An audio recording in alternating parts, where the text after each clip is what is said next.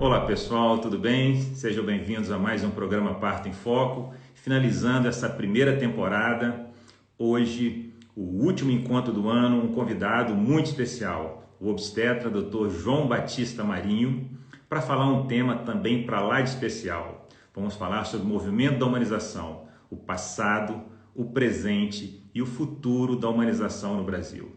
Para quem não sabe, a história do Dr. João Batista se confunde com o movimento da humanização no Brasil. Ele é fundador e atual diretor clínico do Hospital Sofia Feldman, uma das mentes brilhantes por trás desse trabalho inovador. Eu digo que o João é a mente brilhante e científica por trás de todo esse trabalho.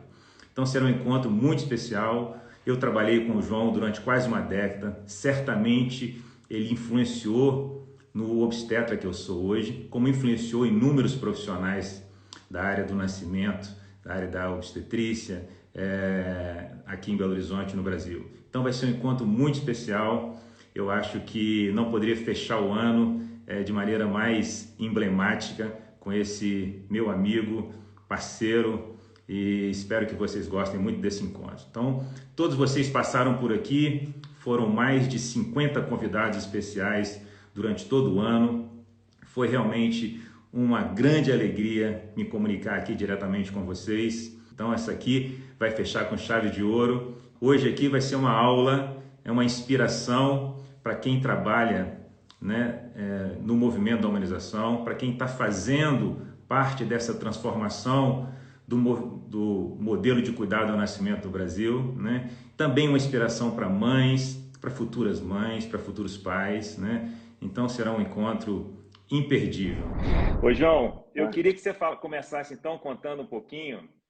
Eu sempre pergunto para os colegas aqui quando foi que a humanização, que o movimento da humanização, com a obstetrícia, mas principalmente o movimento da humanização, o olhar mais humano sobre esse evento, chegou até o colega, né? E as histórias são as mais incríveis, né? Eu já ouvi as mais É, incríveis.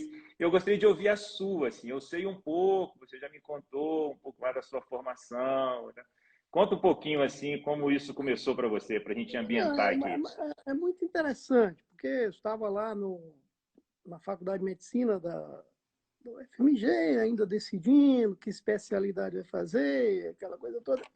Assim, eu já tinha decidido que eu iria fazer alguma especialidade básica, seria clínica médica, ou pediatria, ou GO, talvez cirurgia geral, sabe? Mas naquela época, na Faculdade de Medicina, foi um momento muito rico de discussões, porque eu estava vivendo um momento de transição, né? Era onde nós estávamos vivendo um período ainda ditatorial, mas que estava em período de transição, e havia muita luta mesmo naquele momento, e associado a isso, muita discussão sobre o sistema de saúde. Nós não tínhamos um SUS. O sistema de saúde nosso, na época, era muito excludente, né? Então, discutia-se muito isso na Faculdade de Medicina e discutia-se muito qual seria o modelo de saúde ideal para prover saúde para todos, né?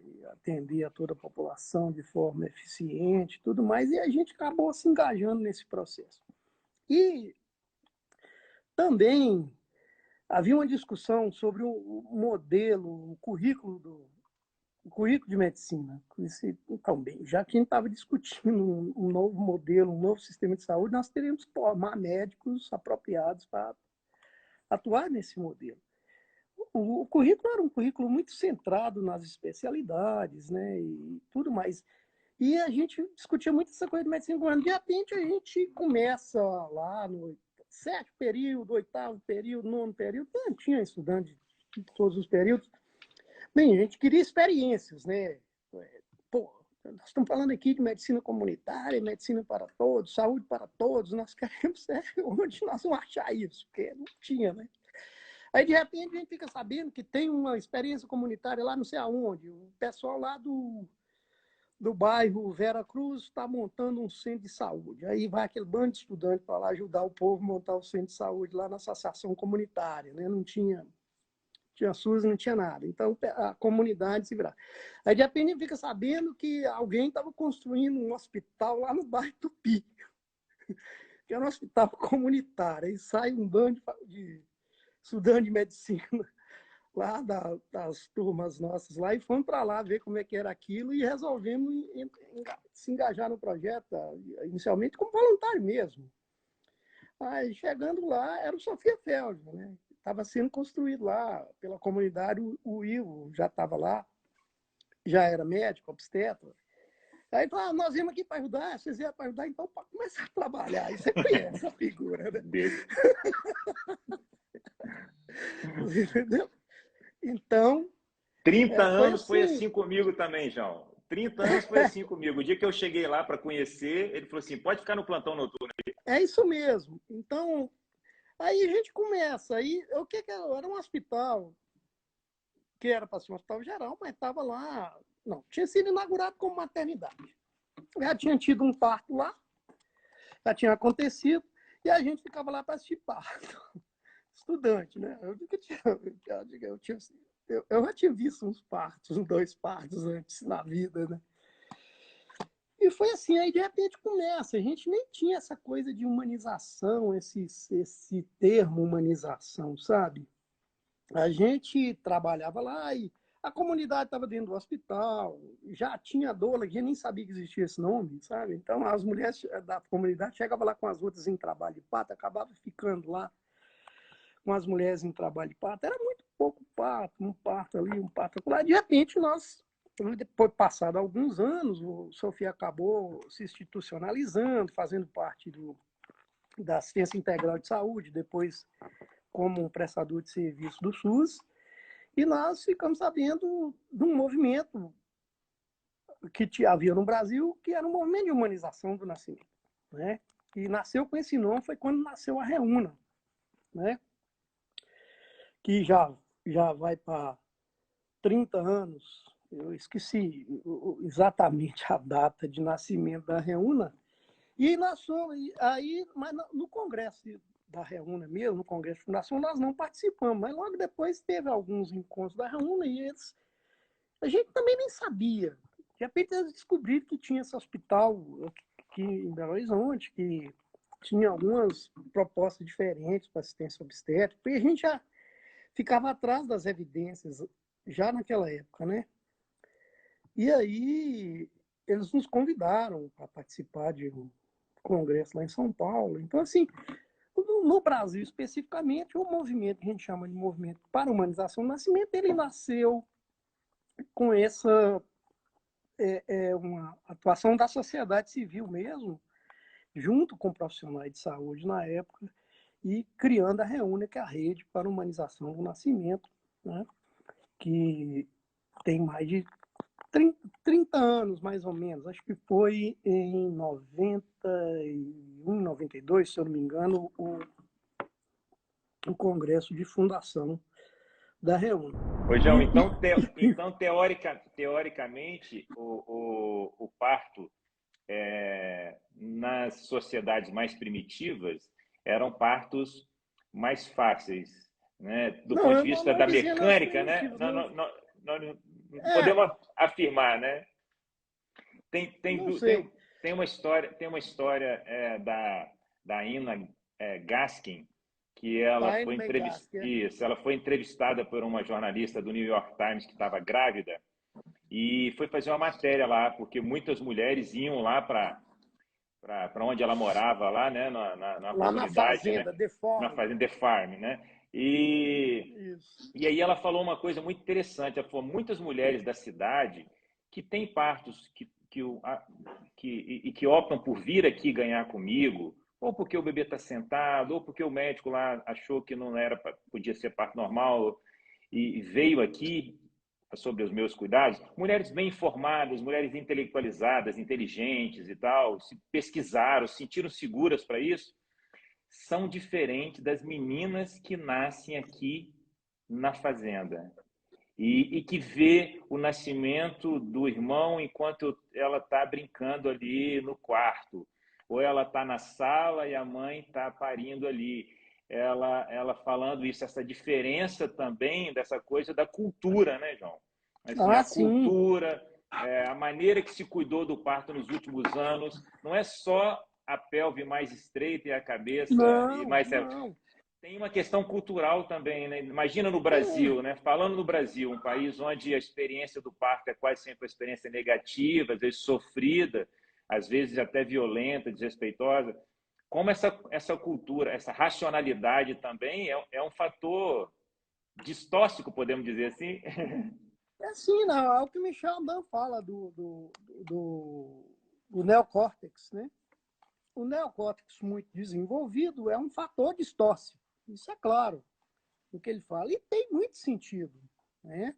Nós que acompanhamos mulheres, que deixamos essas mulheres, você sabe disso, mais à vontade, sem muita interferência, você sabe, você percebe como que Total, evolui.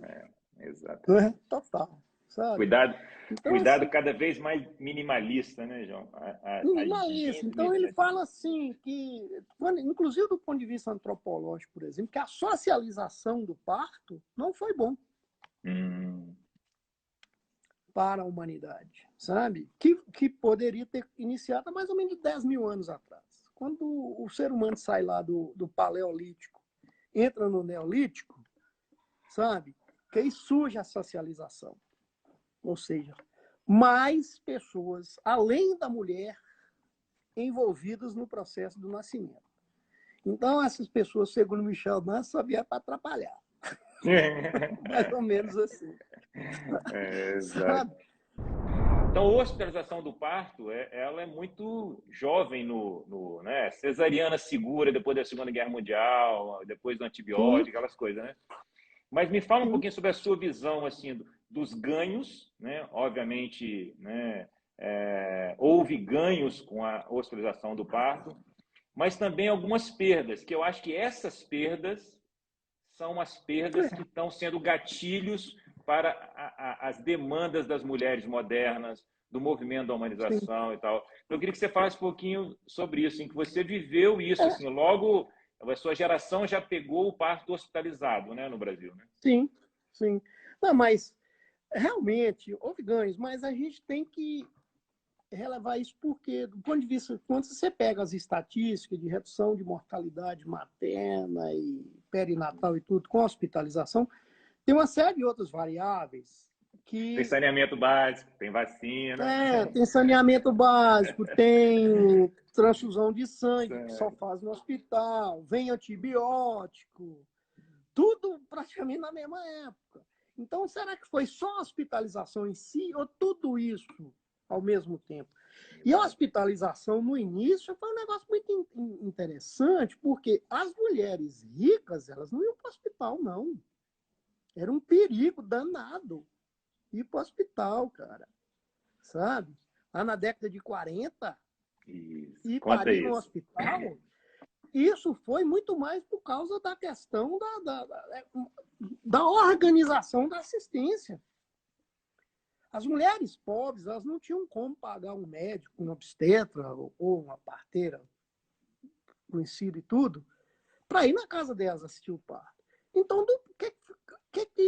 como se organizou isso? Vamos fazer um lugar onde, às vezes, a gente ir na casa das mulheres, elas vêm até nós. O objetivo foi esse, não foi para reduzir mortalidade, nada disso. Não, logicamente, como muita coisa foi acontecendo ao mesmo tempo, como antibiótico, transfusão de sangue, que vem também praticamente na mesma época, acaba que isso impacta também na mortalidade, sabe? Então, tem ganho nesse sentido, sim. Mas hoje, o que acontece? Perdeu-se muito essa questão do contato, vamos dizer, social mesmo, essa questão do parto como um evento social, sabe? O contato com a família, ou estar num ambiente mais tranquilo, com menos intervenções, com menos influências externas, que não seja um ambiente que não se ative muito o neocórtex da mulher, como diz o Michel, Michel, que é muito difícil isso. Mesmo no hospital, lá onde você assistiu essa mulher lá na banheira, com tudo, esse neocórtex não está ativado, cara. Olha a quantidade de estímulos que essa mulher tem. Essa mulher, essa e outras que têm um parto nesse ambiente, elas realmente têm uma capacidade de evitar que esse neocórtex influencie no seu trabalho de parto, no parto, de forma muito importante. Ou seja, as estruturas subcorticais dessas mulheres devem ser mais poderosas, na minha opinião, porque é muito, desde o momento que sai de casa, a televisão, que entra no carro, que chega no hospital, vai preencher ficha, vai fazer aquilo, vai não sei o que lá mais. É um tanto de coisa, né, que acontece, né, até essa mulher chegar. E eu acho que, lógico, a gente precisa de muito mais estudos sobre isso, mas do ponto de vista teórico, e quando você, como o próprio Michel Down coloca nos estudos de saúde primal que ele cita, essa influência negativa do estímulo neocórtex, ela é muito importante. Então, assim, por mais que a gente tente oferecer um parto sem intervenção, com mínima intervenção, ou seja, dentro do hospital, ele tem, sabe? Então, tem toda essa influência ainda. Ou seja, eu acho que o principal não foi nem tanto separar a mulher lá da família dela, não, sabe? É tirá-la de um ambiente onde ela teria talvez menos influências negativas do ponto de vista de estímulo neocórtex do que no hospital, por exemplo. Sabe? Exato. E o desafio, né, João? Porque o cuidado obstétrico clássico no Brasil e no mundo, né, não é só no Brasil, né? Além de tirar essa mulher do ambiente de casa e todas as interferências que tem até o caminho, quando ela chega no hospital e começa a passar pelos procedimentos rotineiros de um cuidado clássico, ou a mulher brasileira no setor público, ficando em ambientes comunitários, né, com vozes e trânsito de pessoas, ou vários profissionais participando daquele cuidado, né, examinando, né, assim, né, todas essas coisas são estímulos, né, que podem interferir, né, assim, é tão complexo tudo isso, né, assim, para reorganizar isso de uma forma a ser um ambiente um pouco mais facilitador, né, assim, e não um ambiente que ainda mais agora com a luz de LED, meu filho, né?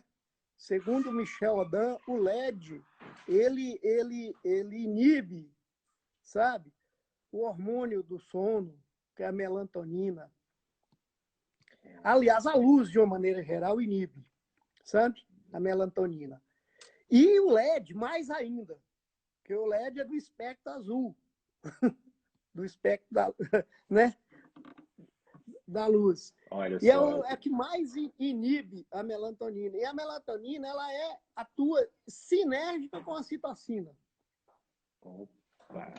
É sinérgica. Que coisa, Então... Então, eu vou falar, vou ter que tirar as lâmpadas de LED, tudo. Nós vamos falar sobre o futuro, entendeu? Isso. Então, você já falou um pouquinho, a gente já conversou um pouquinho sobre as origens do movimento da humanização, sobre o seu olhar, né? Então, eu queria que você falasse um pouquinho sobre... Eu gosto muito daquela frase da... Como é que é o nome daquela pesquisadora da pesquisa Nascer no Brasil? Que ela fala do paradoxo perinatal brasileiro. Né? Isso, a e Simone você, Diniz. Isso, a Simone, né? Um país que vive esse paradoxo, assim, o excesso de intervenções, muitas vezes necessárias no setor privado, e às vezes a carência de cuidado ou a intervenção no momento oportuno ou a estrutura adequada no setor público, né? E eu queria te ouvir um pouquinho sobre isso, assim, né? Sobre o tamanho, o desafio ainda é muito grande. Nós passamos aí por talvez uma primeira década, talvez década e meia, de uma evolução nesse sentido, mas estamos distantes ainda, né, João? Sim. Não, o paradoxo ele é evidente hoje que nós vivemos no Brasil. O Brasil ele praticamente fez tudo que é recomendado pela Organização Mundial de Saúde em termos que se poderia chamar para reduzir mortalidade materna. Um exemplo, como exemplo a mortalidade materna. Ou seja, nós temos praticamente 100% dos partos em hospitais, praticamente 100% dos partos assistidos por profissionais ditos habilitados, sabe? Que é o que se chama, de acordo com a Organização Mundial de Saúde, com assistência pré-natal praticamente universal, tanto no setor público, no setor privado não se fala, mas também no setor público, e ainda vivemos os indicadores de mortalidade materna e mortalidade perinatal no Brasil, eles são muito ruins, né? Esse aqui é o grande paradoxo, ou seja, o excesso de intervenções que ele não traz o impacto necessário para reduzir mortalidade e eventos adversos. Além da mortalidade, nós temos que falar também dos eventos adversos, na sua grande maioria evitáveis, com assistência mais adequada, com intervenções que sejam realmente indicadas, baseadas em evidências. Mas nós vivemos esse problema no Brasil. Isso aqui é o grande problema, ou seja, é um país que atingiu um nível de assistência em termos tecnológicos no parto, mas não tem os resultados que deveria ter de acordo com a assistência que já existe, seja ela no setor público ou no setor privado também. Sabe? Exatamente. Não tem. Se você comparar os indicadores de mortalidade materna no Brasil do setor privado com países de renda alta, por exemplo, de outros países, não são bons, não. Não são bons. Sabe? Mortalidade perinatal também não são bons. Sabe?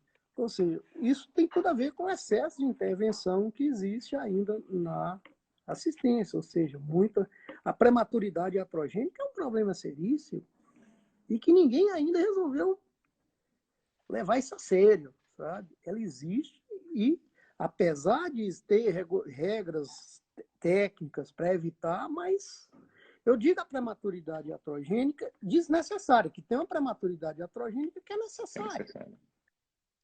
Sabe, eu tenho uma mulher lá com a pré-eclâmpsia grávida, eu tenho que interromper a gestação prematuramente, isso é uma prematuridade. É iatrogênica, que foi de uma ação médica, mas necessária. E nós vivemos no Brasil, principalmente no setor privado, ainda um grande número de prematuros, principalmente os prematuros tardios, né?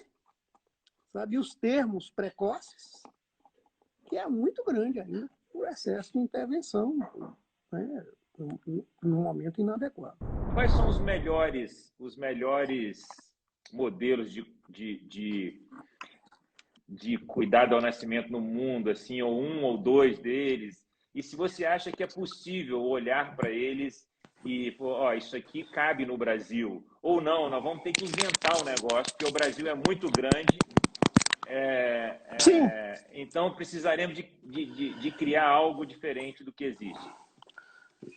Olha, eu acho que um modelo que pode muito bem ser adaptado ao Brasil, com algumas particularidades, é o modelo inglês, na minha opinião, sabe? Eu falo também que não o modelo americano entre si, mas o que já existe nos Estados Unidos, em muitos lugares, em muitas instituições americanas, também poderia ser adaptado ao Brasil, pelo menos no curto prazo, principalmente no setor privado, sabe? Há mais de 5 anos, ou seja, não sei, 6, 7, 8 anos, mais ou menos, eu tenho participado, junto com o pessoal lá do Einstein, do projeto Parto Adequado. Eles têm evoluído, e eu reunindo com aqueles caras lá, os diretores de hospitais privados lá, São Luís, não sei o que lá mais, aquele povo tudo lá de São Paulo, eu falo, eu não entendo vocês. Eu tenho estudado muito isso. Aí eu falo assim, eu fico olhando, por exemplo, como que é o modelo de assistência ao parto no Beth Israel, sabe? De Boston. Que é um hospital, é o Albert Einstein de lá. Sabe? Eu falo, gente, por que vocês não adotam um modelo desse? Eu pergunto para eles. Os caras parecem que nem sabem que existe o troço. Eu não entendo, sabe? Ou seja, são vários hospitais que podem servir de modelo, sabe? E o modelo lá, por exemplo, do Beth Israel, por exemplo, lá de Boston, que você lê, você sabe, não, pô, tem dólar lá, eles têm enfermeiras obstétricas assistindo parto, o hospital oferece doulas para as mulheres, aquela coisa. É só entrar lá no site do hospital, você vê, sabe? Então, assim, tem espaço para isso, sabe? Mas, assim, eu falo outra coisa que eu não entendo também de vocês aqui dos hospitais privados, que vocês fazem propaganda para os médicos e não para as pessoas, para os usuários do hospital. Vocês querem atrair médicos para seu hospital, porque vocês não atraem os usuários e deixam eles escolherem os médicos depois. Sabe? Ah, não, aqui se a gente criar muita confusão com os médicos, nós não vamos ter movimento, vai ter que fechar o hospital. Eu não entendo, vocês são donos do hospital e ficam fazendo propaganda para os médicos. Por que vocês não atraem os usuários com um novo modelo de assistência? E vocês não oferecem os médicos para eles.